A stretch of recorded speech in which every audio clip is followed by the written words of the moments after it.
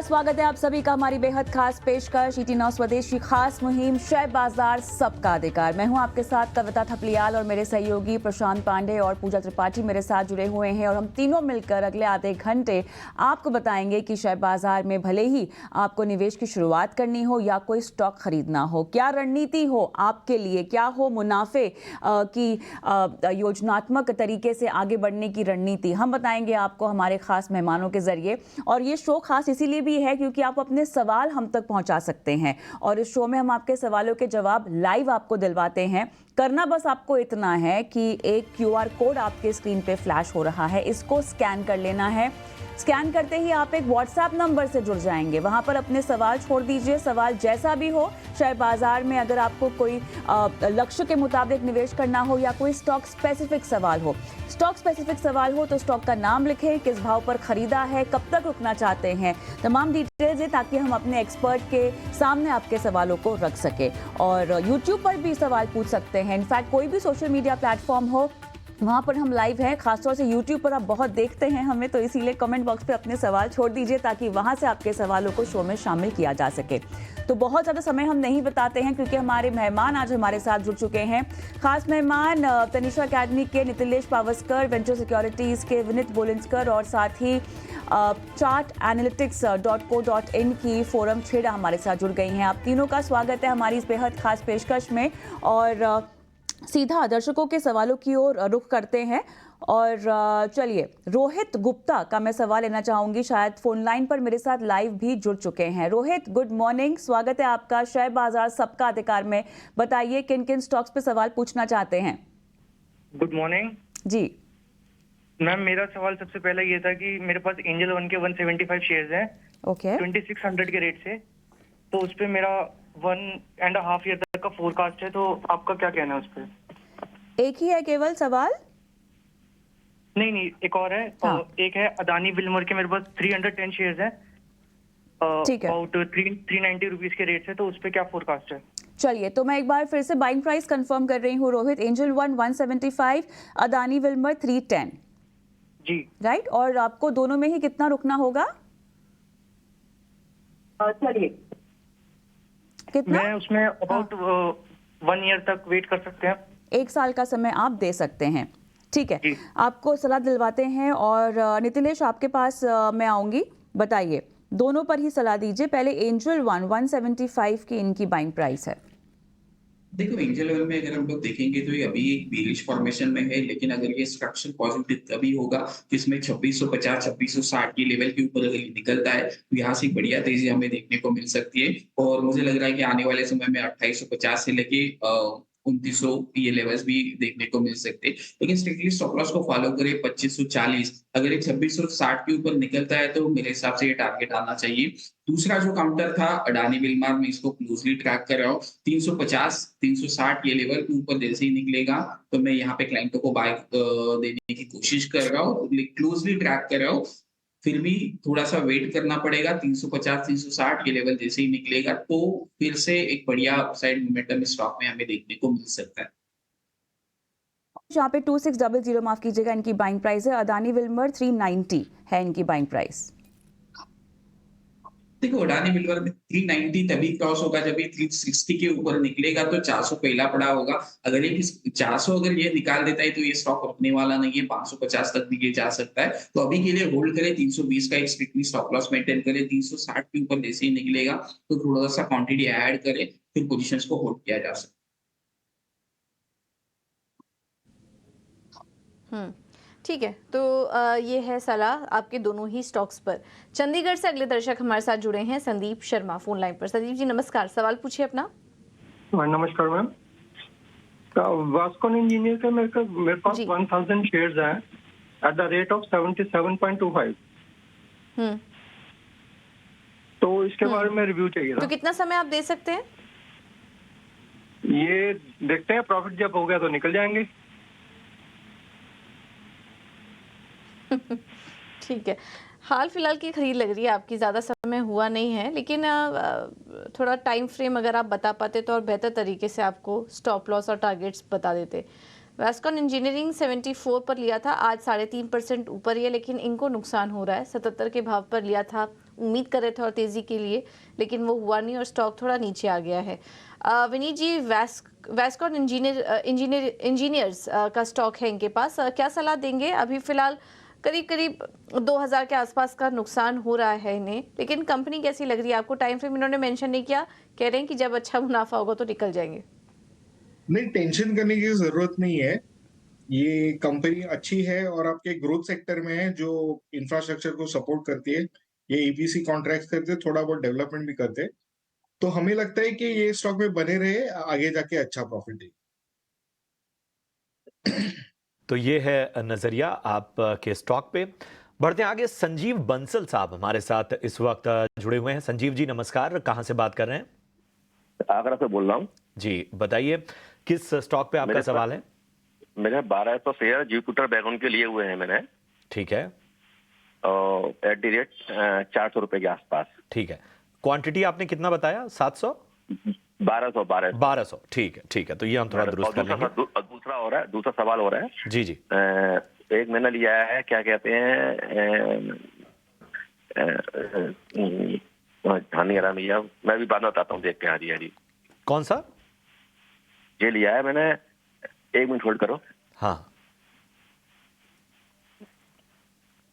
चलिए आप खोज के रखिए, हम तब तक जुपिटर वैगन पे राय लेते हैं। अच्छा मुनाफा यहाँ आपको होता हुआ, और इस वक्त आप देख सकते हैं कि जिस लेवल पे इन्होंने जुपिटर वैगन्स में ख़रीदारी की है, और पिछले दिनों आपने देखा कि अच्छा रैली जो रेलवे स्टॉक में नज़र आई, आज हल्की गिरावट यहाँ पर नज़र आती हुई।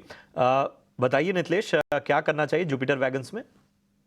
देखो, स्टॉक का फॉर्मेशन अच्छा है, यहाँ से हायर लेवल्स भी स्टॉक में देखने को मिल सकते हैं, लेकिन आपका बाइंग प्राइस काफी लोअर लेवल के ऊपर आपने लिया है 450, तो एक सिर्फ ट्रेलिंग बेसिस पे स्टॉप लॉस डाल दो 640 645 के आसपास। अगर ये स्टॉक फिर से 710 705 ये लेवल को क्रॉस कर देता है, तो यहाँ से एक मोमेंटम फिर से स्टॉक में देखने को मिल सकता है, तो 770 780 ये टारगेट भी पॉसिबल है। लेकिन यहाँ पे थोड़ा सा स्टॉप लॉस को स्ट्रिक्टली फॉलो करें, या फिर क्वांटिटी 60% बुक करके बाकी का जो स्टॉप लॉस है वो 640 से ट्रेल करे, कि जो हाथ आया मुनाफा है उसको जाने नहीं देना चाहिए। मार्केट काफी हायर लेवल के ऊपर है, एक करेक्टिव मूव हमें यहाँ से देखने को मिल सकते हैं, तो 645 के ट्रेलिंग बेसिस का स्टॉप लॉस जरूर मिल।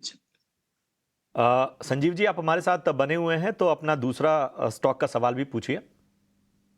शेयर है 250 शेयर 800 के रेट में। कौन सा?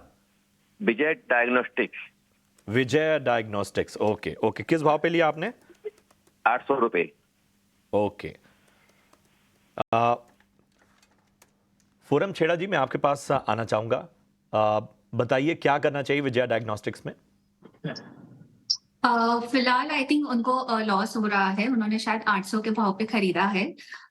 तो मेरे हिसाब से फिलहाल के लिए वो होल्ड है, क्योंकि ओवरऑल ट्रेंड अच्छा है। अगर वो थोड़ा समय तक और होल्ड कर सकते हैं, जैसे 3 से 6 महीने तक, तो उनको एक प्रॉफिटेबल इसमें देखने को मिलेगा। तो उसका सपोर्ट है अराउंड 750, तो उनको स्टॉप लॉस शायद रखना पड़ेगा अराउंड 747, और अपसाइड में उनको अराउंड इनिशियल टारगेट अराउंड 850 का मिल सकता है। 6 महीने से ज्यादा होल्ड करेंगे तो उनको ऑलमोस्ट अपसाइड टारगेट 900 का भी मिल सकता है। चलिए, होल्ड करना होगा, अपसाइड आपको 900 तक के टारगेट्स देखने को मिल सकते हैं। बिहार से पुष्कर का सवाल मैं लूंगी। पुष्कर नमस्कार, कैसे हैं आप? पुष्कर, आपको मेरी आवाज आ रही है? हाँ, हेलो। हाँ पुष्कर। हाँ जी मैम, बढ़िया। बताइए। मैं बिल्कुल ठीक, धन्यवाद अपना सवाल हमें भेजने के लिए। IRFC आपने किस भाव पर लिया है? मैम 21 एवरेज प्राइस है। 21 एवरेज प्राइस है, मुझे बताइए। हाँ, ये मैंने कोविड के टाइम में लिया था, 1000 शेयर है। तो अभी मेरा व्यू तो ऐसे 4-5 साल का और है, तो मैं इसमें और ऐड कर सकता हूँ या फिर बुक कर लूँ, जितना इन्वेस्टमेंट है उतना? चलिए, यहाँ पर माहौल तो काफ़ी बढ़िया बन रहा है तमाम रेलवे काउंटर्स में। नीलेश, अब जिस तरह से हमने देखा है कि सरकार की भी मंशा है, लगभग बजट में बहुत ज़्यादा अनाउंसमेंट्स की उम्मीद है, और 1 लाख किलोमीटर तक की यहाँ पर लाइंस लगाने की भी बातचीत हो रही है। लगभग 50,000 करोड़ तक का यहाँ पर इन्वेस्टमेंट है, ख़ासतौर से रेलवेज़ को लेकर। मोमेंटम तो यहाँ पर बहुत बढ़िया है और तमाम काउंटर्स में, लेकिन फ़िलहाल क्योंकि हम एक रनअप देख चुके हैं, दोनों तरह सलाह दीजिएगा, पुष्कर को क्या करना चाहिए, और साथ ही अगर किसी को नया निवेश करना हो, नई खरीदारी करने हो, थोड़ा थोड़ा सा लंबा व्यू रखना हो क्योंकि इतना मोमेंटम बना हुआ है और अपटिक में भी है तमाम काउंटर्स, क्या राय देंगे आप? देखो, पहले तो मैं बधाई देना चाहूँगा, 121 रुपए का होल्ड किया और स्टॉक तकरीबन 200 रुपए के आस-पास आपने होल्ड किया, तो यहाँ पे मैं उनकी राय देना चाहूँगा कि 170 एक ट्रेलिंग बेसिस का स्टॉप लॉस लगाएँ, स्टॉक काफ़ी अच्छा है। कुछ भी कारण से मार्केट में अगर डीप आता है, तो 130 से लेके 125 एक अच्छा खासा अट्रैक्टिव लेवल होगा, वहाँ पे बाइंग करने की कोशिश करें। देखो, 120 या फिर 130 ज़्यादा दूर नहीं, मार्केट में किस कारण से 25-30% का करेक्शन अगर आता है, तो वहाँ पे बढ़िया आपको एवरेज करने का मौका मिलेगा, तो 170 का एक स्टॉप लॉस ज़रूर मेंशन करें। अभी के लिए अगर आप एवरेज करोगे तो एवरेज आपका बिगड़ सकता है, तो जो भी क्वांटिटी है उसको ट्रेलिंग बेसिस और स्टॉप लॉस लगा लो। अगर मार्केट नीचे आता है, तो वहाँ पे लोअर लेवल के ऊपर आप फिर से इसमें क्या कर सकते हो, एंटर कर सकते हो। स्टॉक बढ़िया है, लेकिन लोअर लेवल के ऊपर लेना चाहिए।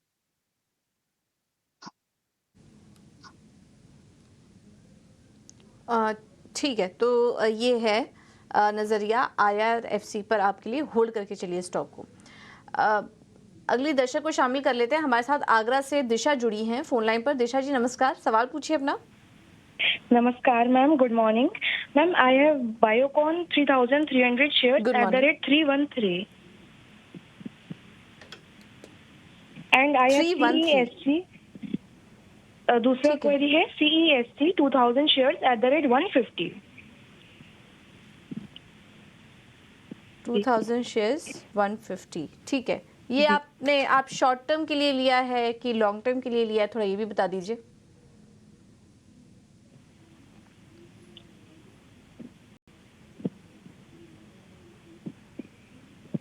दिशा जी, दोनों ही स्टॉक्स हाल की खरीद लग रही है आपकी? शॉर्ट टर्म नजरिया है या फिर लंबा समय दे सकते हैं दोनों स्टॉक्स को? मैम वैसे 1 ईयर तक होल्ड कर सकते हैं, ऐसा नजरिया है। Okay okay okay. Vineet ji, क्या सलाह होगी आपकी? बायोकॉन 313 पे लिया था, लकीली मुनाफे में है फिलहाल ये, क्योंकि बायोकॉन में हमने अच्छा रनअप देखा हाल फिलहाल में, तो मुनाफा तो हो रहा है। और दूसरा स्टॉक है इनका CESC, इनकी खरीद के पास ही स्टॉक कारोबार कर रहा है। 150 पे लिया था, 151 के पास है। हाल फिलहाल की खरीद है, 1 साल का समय दे सकती हैं स्टॉक को। तो दोनों स्टॉक सिलेक्शन कैसे हैं इनके? दोनों स्टॉक सिलेक्शन बढ़िया है, वो होल्ड करके रखे, दोनों आगे जाके अच्छी प्रॉफिट देने वाले। ठीक।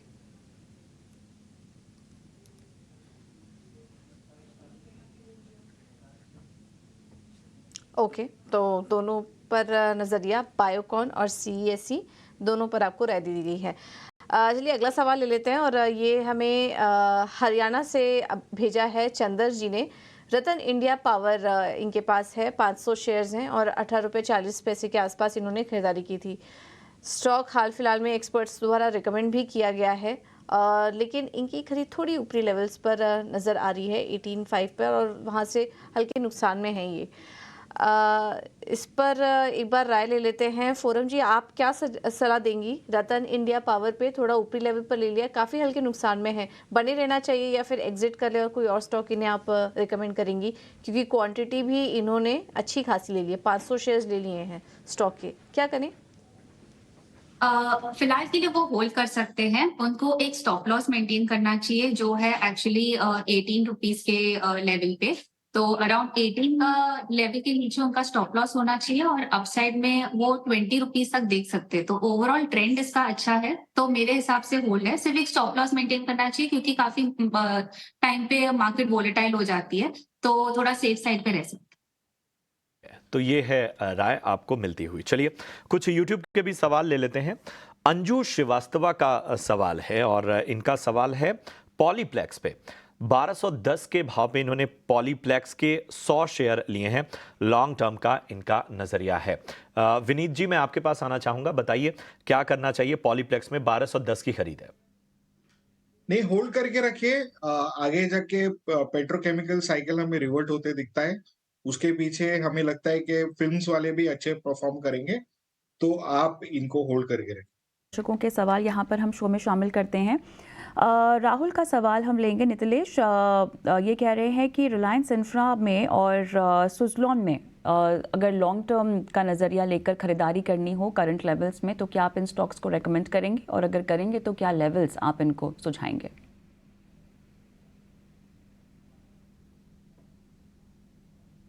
देखो रिलायंस इंफ्रा में अगर हम लोग बात करेंगे तो यहाँ पे थोड़ा सा जो मोमेंटम है अभी भी पॉजिटिव साइड का ही है, लेकिन यहाँ पे मैं एक डीप देखना पसंद करूंगा 180 190 के आसपास। अगर वहां पे मिलता है तो हम लोग 175 के स्टॉप लॉस के साथ इसमें लॉन्ग करके चल सकते हैं।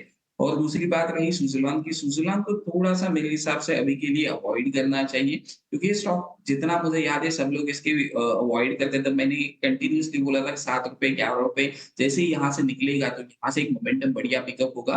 तो स्टॉक काफ़ी चल चुका है, अगर हम लोग लोअर लेवल से देखेंगे तो कोई भी डीप मिल रहा है तो वहाँ पे देखेंगे, लेकिन अभी के लिए अवॉइड करें। रिलायंस इंफ्रा में 180 के आस-पास अगर मिलता है तो वहाँ पे पोज़ीशंस बनाई जा सकती है।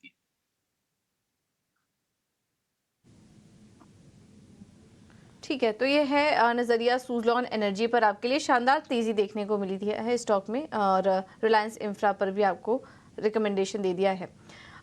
अगला सवाल ले लेते हैं। हमारे साथ नीलेश जी जुड़े हैं फ़ोन लाइन पर। नीलेश जी नमस्कार, सवाल पूछिए अपना। नमस्कार मैम, मैं नीलेश बोल रहा हूँ। जी हेलो मैम, मैं मिर्जा जी इंटरनेशनल नमस्कार। के मैम 332 शेयर ले रखे हैं।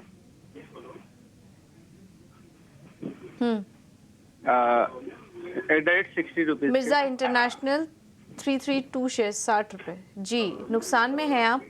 चलिए आपको राय दिलवा देते हैं। विनीत जी, काफ़ी नुकसान हो रहा है मिर्जा इंटरनेशनल। हम देख पा रहे हैं चार्ट्स पे थोड़ा ऊपरी लेवल पर इन्होंने ले लिया है। देखना होगा बीच में शायद कुछ कॉर्पोरेट एक्शन कुछ हुआ है, लेकिन थोड़ा ऊपरी लेवल्स पर इनकी खरीद है। तो अभी क्या करें? 5,000 का नुकसान हो रहा है, बने रहना चाहिए इन्हें स्टॉक में मिर्जा इंटरनेशनल? लेकिन तो ऊपरी लेवल पर इनकी खरीद है।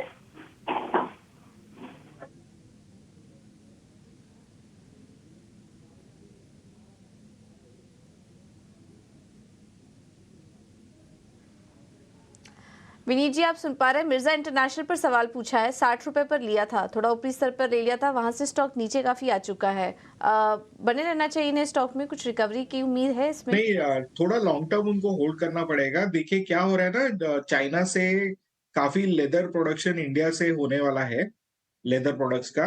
तो मिर्जा टैनरी जो शूज बनाती है वो आउटसोर्सिंग के लिए अच्छा प्ले है। तो आप इसको थोड़ा होल्ड करके रखें, लेकिन इसमें टाइम लगेगा, आपका भाव आ जाएगा। चलिए, तो ये है राय। आपको थोड़ा सा आपको धैर्य दिखाना होगा स्टॉक में। बढ़ते हैं आगे। बसंत साहब हमारे साथ हैं अहमदाबाद गुजरात से।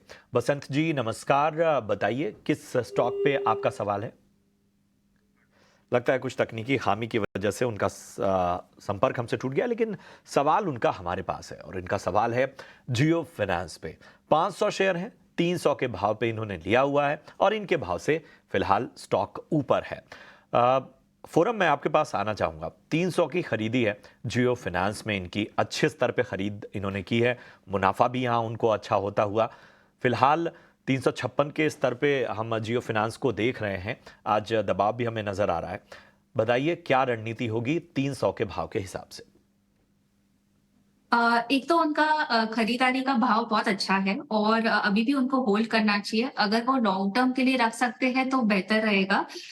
शॉर्ट टर्म के हिसाब से वो एक कंसोलिडेटेड रेंज में है, तो साइडवर्ड मूवमेंट में ही है, पर फिर भी वो एक होल्डी देख सकते हैं। अगर उनको शॉर्ट टर्म के लिए देख रहे हैं तो एक स्टॉप लॉस मेंटेन कर सकते हैं 347 का, और अपसाइड में इनफैक्ट वो वापस देख सकते हैं 365 टू 370 लेवल्स के शॉर्ट टर्म के हिसाब से। तो मेरे हिसाब से तो उनको होल्ड करना चाहिए। यहाँ पर आपको होल्ड करने की सलाह दी जा रही है। और हमारे अगले दर्शक यूट्यूब से अपना सवाल पूछ रहे हैं, ट्रांसफार्मर रेक्टिफायर्स में क्या करना चाहिए? इन्होंने अपनी बाइंग प्राइस हमें मेंशन नहीं की है, बताइएगा विनीत, क्या करें ये? कौन से शेयर की बात करें? Transformer rectifiers. हाँ, ट्रांसफार्मर रेक्टिफायर्स देखिए थोड़ा डाउन ट्रेंड में स्टॉक है और ये थोड़ा और भी नीचे आ सकता है क्योंकि वैल्यूएशन थोड़ी महंगी हो गई थी। लेकिन ट्रांसफार्मर्स की जो डिमांड, ग्लोबल डिमांड है, बहुत बेहतरीन है और हमें लगता है कि लॉन्ग टर्म में स्टॉक काफी ठीक ठाक परफॉर्म करेगा। तो वापस उमड़ के आ सकता है ये स्टॉक।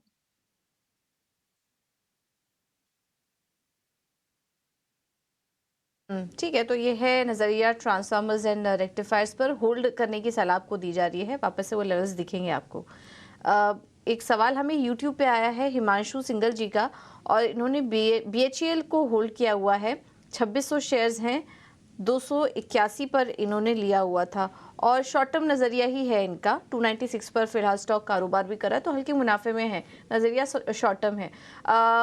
फोरम, आप सलाह दीजिए BHEL पर क्या करना चाहिए, अगले टारगेट्स आप क्या देख रही हैं? फिलहाल तो मुनाफा हो रहा है इन्हें, 295 पर अब स्टॉक कारोबार भी कर रहा है, आगे ऊपर की तरफ और नेक्स्ट टारगेट क्या नजर आ रहे हैं आपको BHEL में?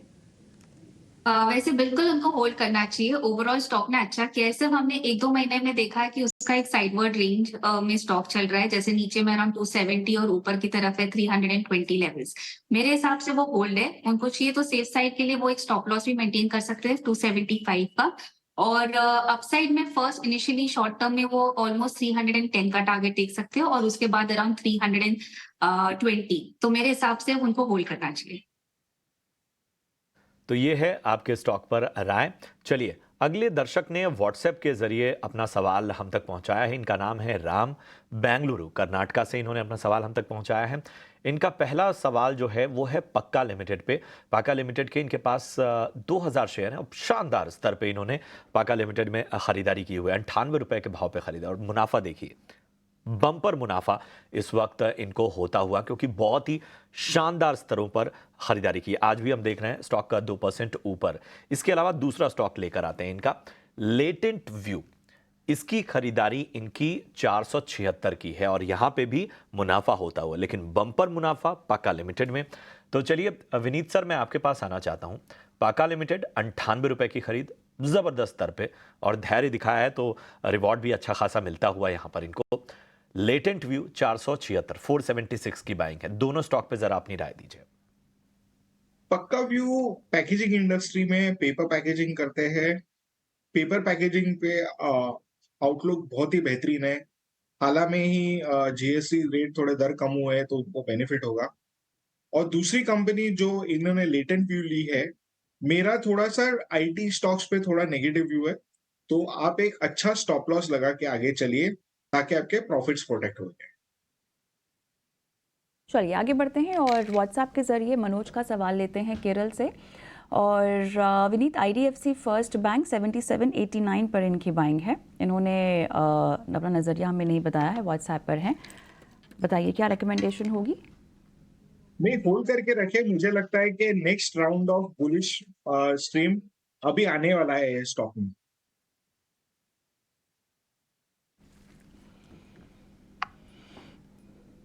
IDFC फर्स्ट बैंक का होल्ड करने की सलाह आपके लिए। फिलहाल एक बार नज़र बाजार पर डाल लेते हैं। काफ़ी अच्छी रिकवरी निचले स्तरों से आई है, मार्केट वापस से हरे निशान में आ चुका है। 188 अंकों की रिकवरी इस वक्त निफ्टी में है और बैंक निफ्टी में भी देखेंगे तो वहाँ पर भी अच्छी रिकवरी और वो भी हरे निशान में आ चुका है। तो एक डिप्स के साथ खुला था बाजार, लेकिन अब देखिए काफ़ी अच्छी रिकवरी यहाँ पर देखने को मिल रही है। आगे चर्चा बाजार पर जारी रखेंगे, लेकिन अभी के लिए हमें दीजिए इजाज़त, मुझे, कविता और प्रशांत को।